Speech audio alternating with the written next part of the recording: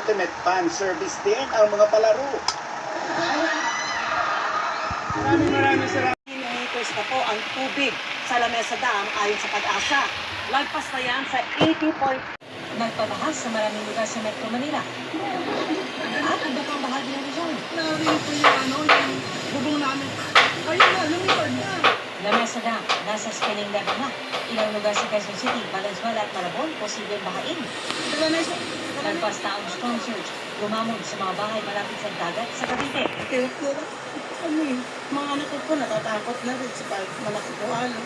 Pinauupahang bahay kubo na makatutubo sa Pampanga, tinangay nang lumalagas ang ilog.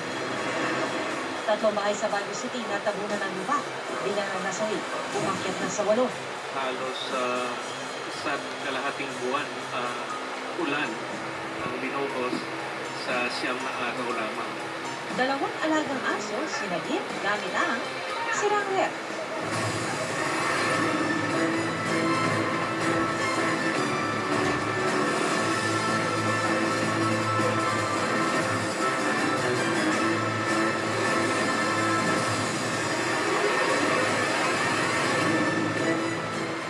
Mga kapusong nakataas ngayon ng orange rainfall warning sa ilang bahagi ng Metro Manila. Inulan ang ilang bahagi ng Valenzuela at Quezon City ngayong gabi at orange rainfall warning din sa Bataan at ilang bahagi ng Bulacan, Pampanga at Zambales. Pinag-iingat po lahat sa posibleng pagbaha. Yellow rainfall warning naman ang nakataas sa ibang bahagi ng Rizal, Metro Manila, Bulacan, Zambales, Pampanga, Tarlac, Cavite at Batangas. May banta ng mga pagbaha sa flood-prone areas at asahan din ang hanggang katamtamang ulan sa ilang pang karating lugar. Magtatagal po ang babalang ito hanggang alas 11 ngayong gabi. Mahigit 300 pamilya sa Olongapo City ang nasa 300 bahay kubo na pinauupahan ng mga katutubong. Saksi, si Marie Zumal.